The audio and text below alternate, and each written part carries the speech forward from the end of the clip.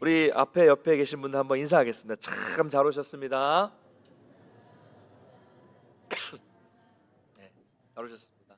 날씨가 별로 춥지 않으니까요. 옷을 너무 여미지 마시고 주무실 준비하지 마시고 편안하게 겉옷을 좀 벗고 너무 더우시면 벗고 말씀을 잘 들을 수 있는 자세로 말씀에 좀 들으시면 좋을 것 같아요. 보통 우리 사람들이 생각하는 하나님은 사랑의 하나님입니다. 사랑의 하나님께서 우리를 너무 사랑하셔서 아들을 보내셨고 그 아들을 십자가에 달려 죽게 하시면서까지도 우리를 사랑하셔서 구원해 주신 사랑의 하나님입니다. 그러나 또 우리가 잊지 말아야 될 것이 있습니다. 그게 뭐냐면 하나님은 사랑의 하나님일 뿐만이 아니라 공의의 하나님이라는 거예요. 하나님은 죄를 너무 미워하시고 죄를 너무 미워하기 때문에 우리와 가까이 하지 않으시죠. 죄가 있으니. 그리고 반드시 죄를 심판하시는 분이라는 사실입니다. 하나님의 이 두 가지 속성, 사랑의 하나님과 공의의 하나님이라는 이 속성을 우리는 균형 있게 잘 이해해야 합니다. 근데 보통 우리는 공의의 하나님은 잊어요. 그리고 사랑의 하나님만 생각하는 경우가 많습니다. 항상 하나님은 나를 사랑하신다. 항상 나를 사랑하시는 하나님은 나에게 좋은 것을 주신다. 항상 나를 사랑하시는 하나님은 내가 무엇을 해도 다 용서해 주신다. 이런 거죠. 그래서 성도 중에 방종한 삶을 사는 성도가 꽤 있습니다. 물론 하나님은 우리를 사랑하시고 은혜를 주십니다. 지금도 우리에게 은혜를 주시고 우리는 은혜를 받을 만한 그런 시대를 살아가고 있어요. 그리고 그 구원의 문은 우리에게 지금 활짝 열려 있습니다. 이 은혜죠. 그러나 여러분 기억할 것은 그 구원의 문이 언제나 활짝 열려 있는 것은 아닙니다. 문이 닫힐 때가 반드시 옵니다. 그리고 그 문은 한번 닫히면 다시는 절대로 열리지 않을 때가 옵니다.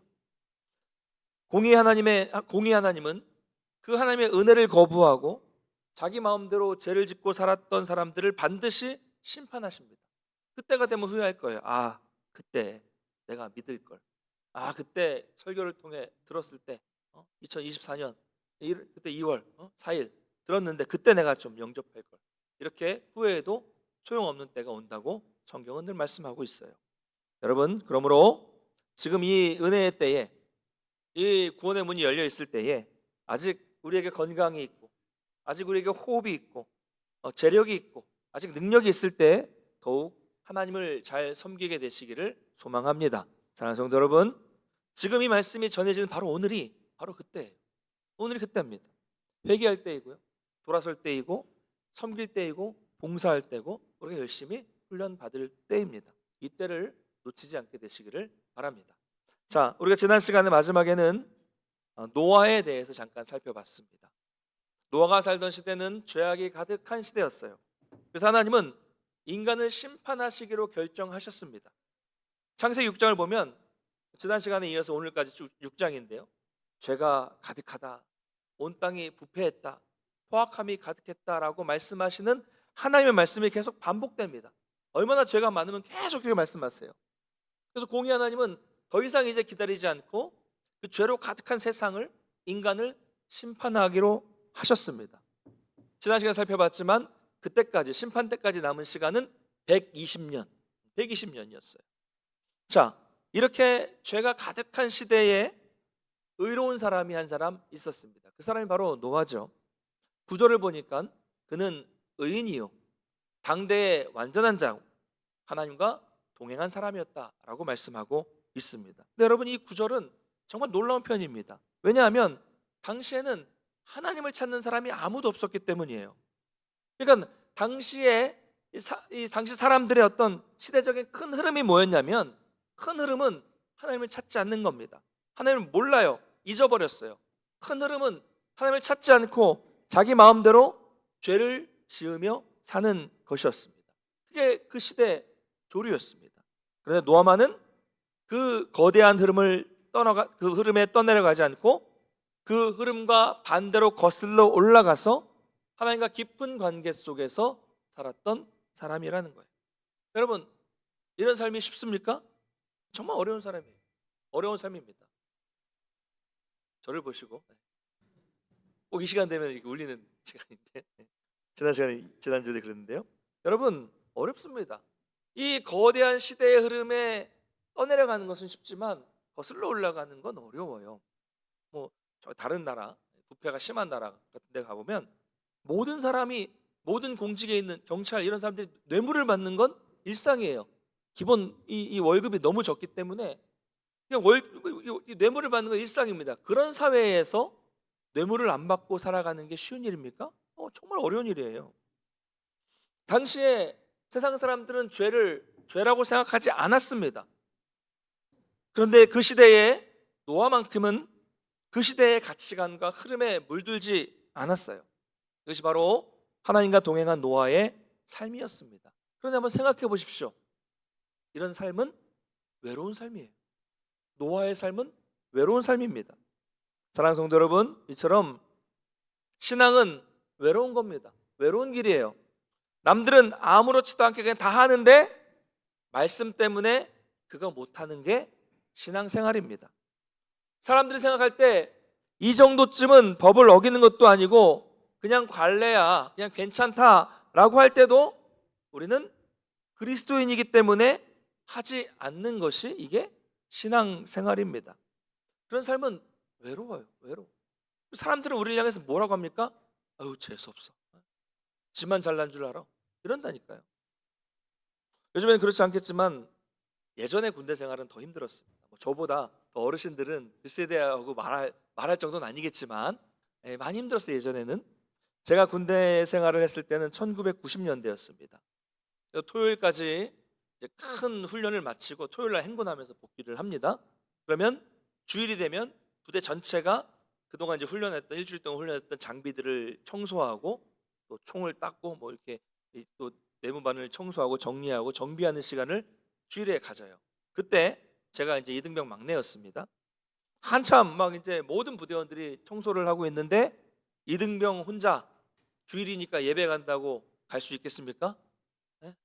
갈 수 있어요? 요즘에는 갈 수 있을 거예요. 근데 정말 어려운 일이죠. 어려웠어요. 근데 갔습니다.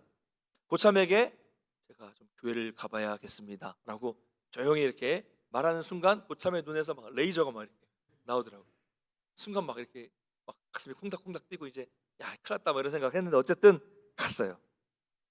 근데 그런 막 부대가 분주한데 교회를 갔더니 목사님도 놀라고, 부대 안에 있는 목사님도 놀라고 군종병도 놀라더라고요. 왜냐하면 이 부대 상황이 지금 이등병이 교회를 올 수 있는 상황은 절대 아니었기 때문입니다.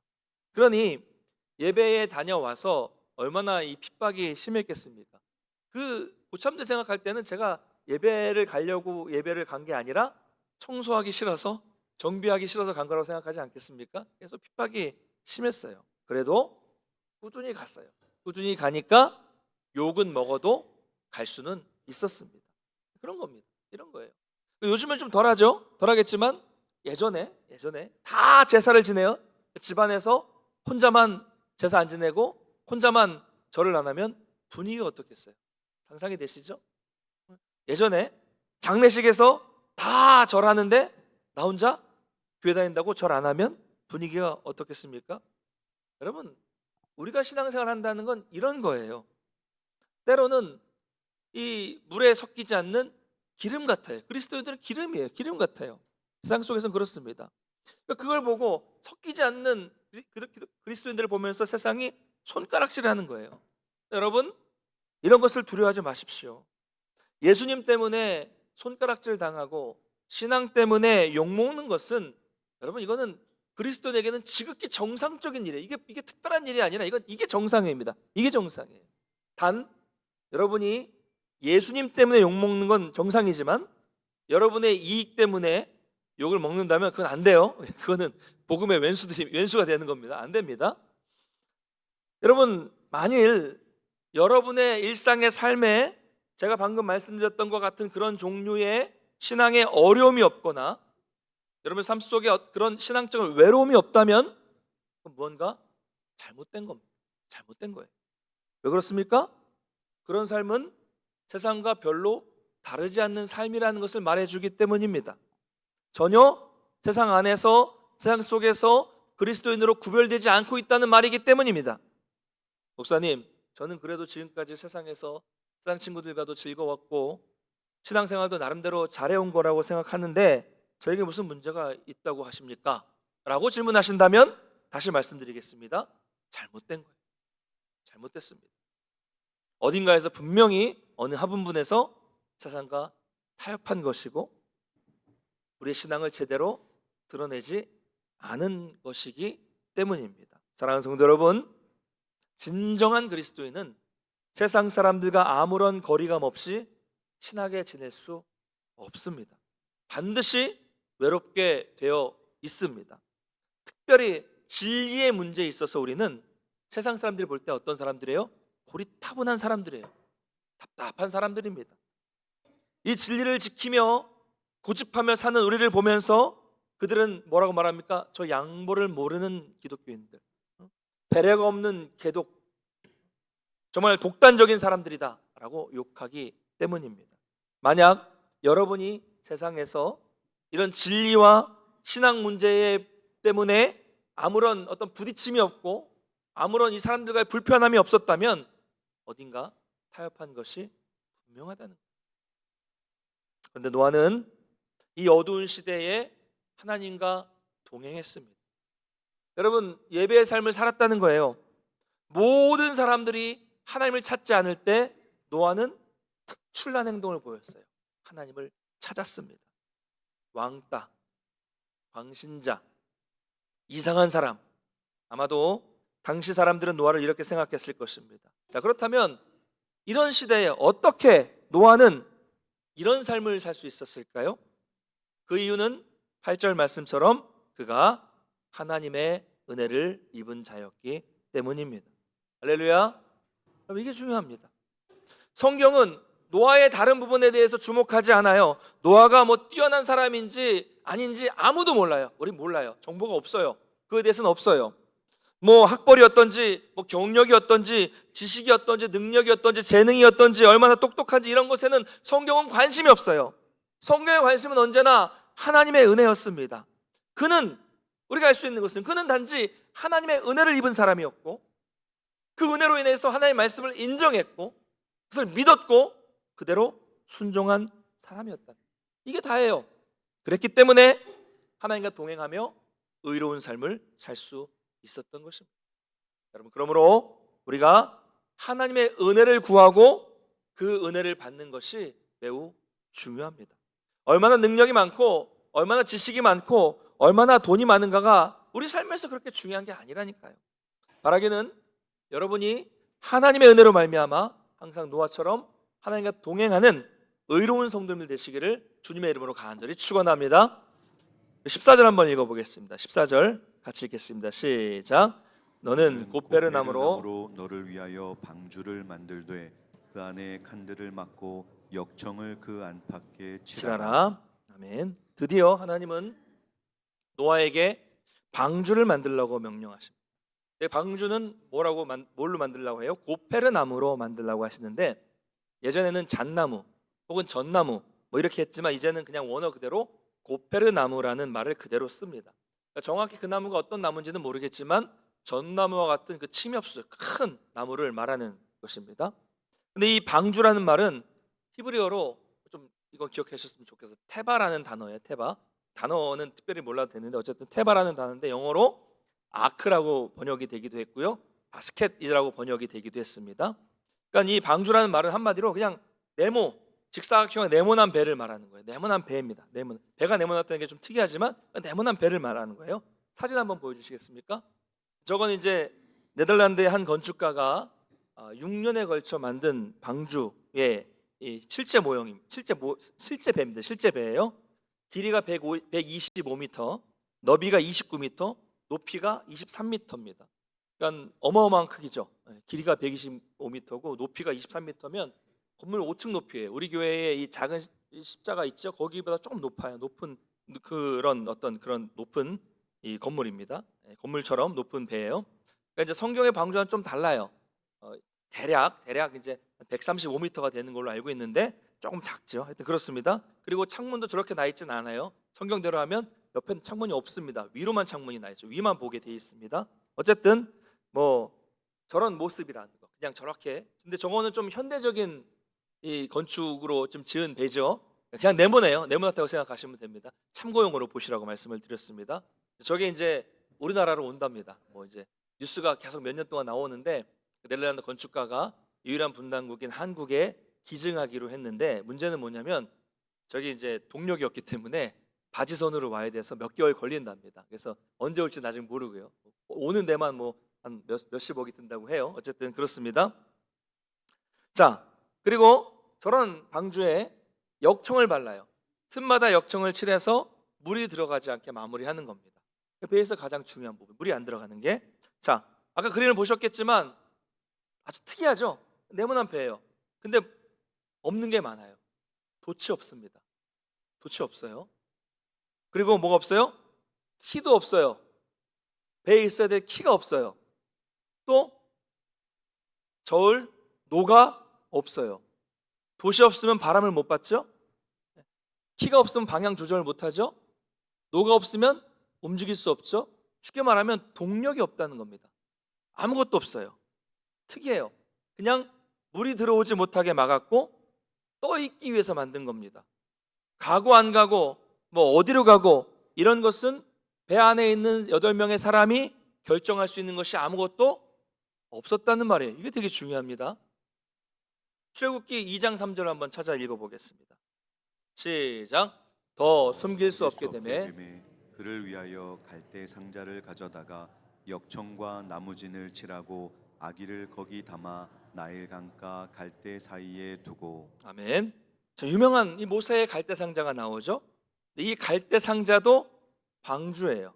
아까 히브리어 테바, 노아의 방주에 테바를 지라고 했죠. 테바를 만들려고 한 것처럼 이 갈대 상자도 히브리어가 테바입니다. 그래서 영어로 아크, 바스켓 이렇게 번역이 됐다고 말씀을 드린 거예요. 똑같아요. 갈대로 네모난 방주를 만들어서 거기에 역청과 나무 진을 칠해서 물이 들어가지 않게 만들었습니다. 크기만 다르죠. 노아의 방주는 크지만 갈대 상자는 작아요. 근데 똑같은 테바라는 단어라는 겁니다. 방주예요. 그냥 떠 있게 만든 거예요. 그래서 그 떠 있게 만든 그 갈대 상자를 나일강에 떠내려 보냅니다. 떠내려 보내면 어디로 갈지 아무도 몰라요. 누구게 갈지도 모릅니다. 방주처럼 방향을 움직이게 할 수 있는 것이 아무것도 없어요. 근데 그게 어디로 갑니까? 그렇게 나일강을 떠내려가서 흘러가서 바로의 공주에게로 갑니다. 하나님이 인도하신 거죠. 작년의 표가 이런 의미였어요. 믿음의 돛을 펴게 하소서. 그냥 펴놓고 하나님이 인도하시는 대로 흘러가는 거죠. 자, 요셉은 어땠습니까? 창세기 39장 1절을 한번 읽어보겠습니다. 창세기 39장 1절 시작. 요셉이 이끌려 애굽에 내려가매 바로의 신하 친위대장 애굽 사람 보디발이 그를 그리로 데려간 이스마엘 사람의 손에서 요셉을 산이라. 요셉이 이끌려 내려갔다고 말씀하고 있습니다. 누가 이끌어 갔습니까? 궁극적으로는 하나님이 이끌어 가신 거예요. 하나님이. 자, 지금 종으로 팔려가고 있는데 종으로 팔려가는 사람이 내가 어디로 가겠다고 결정할 수 있습니까? 그럴 수 없어요. 그냥 어디로 가는지 모르는데 팔려가는 겁니다. 어디로 갈지 몰라요. 그냥 그렇게 팔려가다 보니까 그렇게 흘러가다 보니까 어디로 갔어요? 바로 왕의 신하 보디발 장군의 집으로 팔려가게 된 겁니다. 하나님께서 키를 잡으시고 이끌어 가신 겁니다. 여러분, 이런 이야기는 성경에 너무 많아요. 바울은 어땠습니까? 로마로 잡혀 압송되는 가운데 바다에서 유라굴로라는 광풍을 만나게 됩니다. 자, 광풍을 만나서 막 폭풍에 휩싸이고 바람에 휩싸일 때 배가 키가 있으면 무슨 의미가 있겠습니까? 아무것도 할 수 없어요. 조절할 수 없습니다. 그냥 바람이 부는 대로 파도가 치는 대로 흘러서 정처 없이 떠돌게 돼요. 근데 어디로 갔어요? 결국 로마로 갔습니다. 여러분, 방주도 마찬가지입니다. 그냥 떠 있으면서 하나님이 인도하시는 거예요. 그겁니다. 방주도 그래요. 여러분, 여러분의 인생도 마찬가지입니다. 내가 어디로 가든지 인도해 주시고 결정해 주시는 분은 우리 하나님이라는 것을 여러분 믿으시길 바랍니다. 이 믿음이 있어야 돼요. 이 믿음이 중요합니다. 내 힘을 빼고 하나님의 인도하심을 받아야 돼요. 그냥 내가 가만히 있어도 하나님이 나를 인도해 준다. 가만히 있는 게 아니죠. 순종하고 말씀에 순종하고 있으면 하나님이 나를 인도해 주신다는 이런 믿음이 있어야 미래에 대한 불안감이 사라지는 겁니다. 내가 그렇게 막 아등바등하지 않아도 하나님, 선하신 하나님께서 선한 길로 인도해 주신다라는 생각이 있을 때 우리는 미래에 대한 불안감이 없이 평안한 삶을 살 수 있는 거예요. 이런 믿음이 있어야 우리에게 일어나는 무수히 많은 일들에 대해서 일희일비하는 것이 아니라 마음을 흔들리지 않고 굳게 지키면서 살아갈 수 있는 겁니다. 이런 믿음이 있어야 지금 자리에 연연해하지 않고 지키려고 아등바등하는 그런 모습이 사라질 수 있게 되는 겁니다. 진정한 평강이 이런 믿음이 있을 때 오는 거예요. 할렐루야.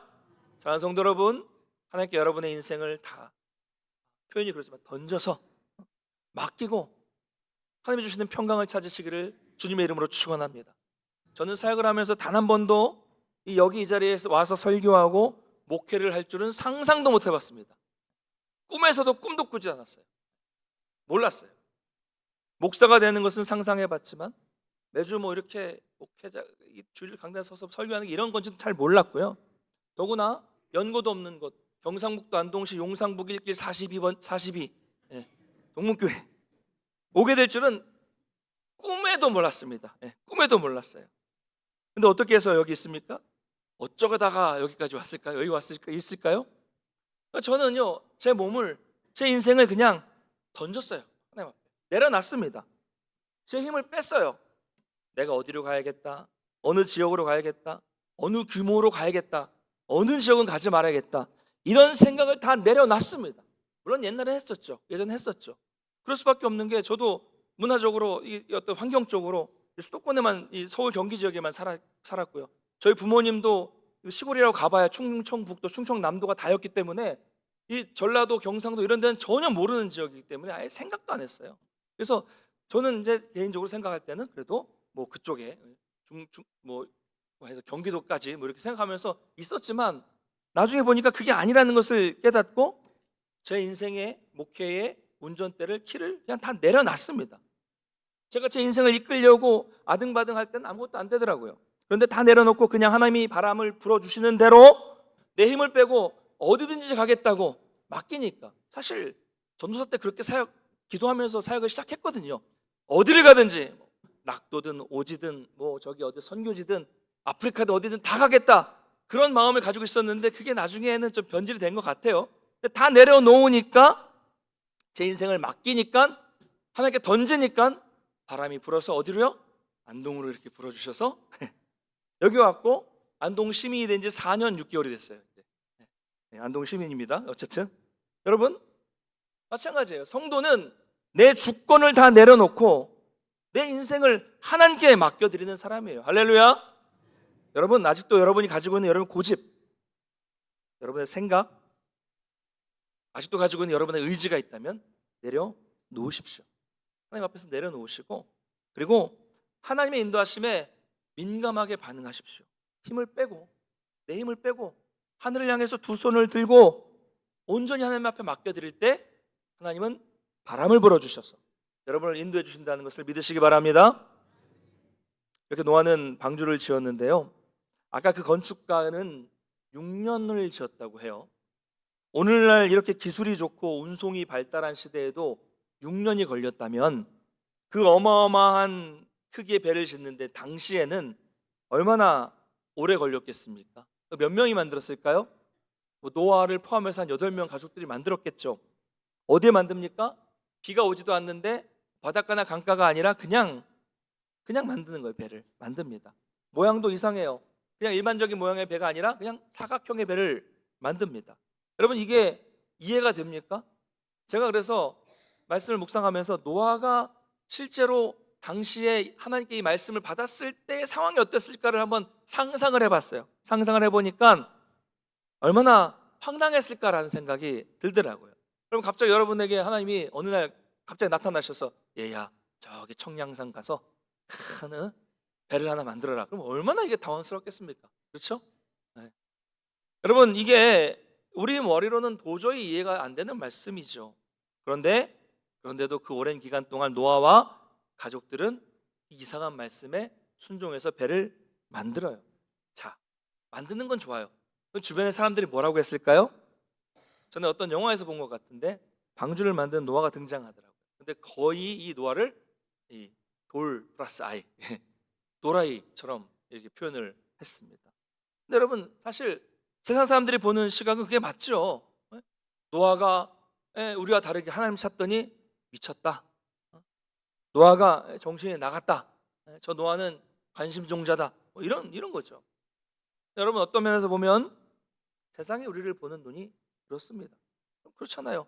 주일날이고 뭐 코로나가 있어도 예배가 계속 모이는 모습을 보면서 뭐라고 하겠어요? 세상 사람들은 저 광신자들 이러지 않겠어요? 하나님은 또 명령하십니다. 짐승을 각각 종류대로 보존하라고 명령하셨고, 자, 짐승들은 각각 나올 것이라고 말씀하셨어요.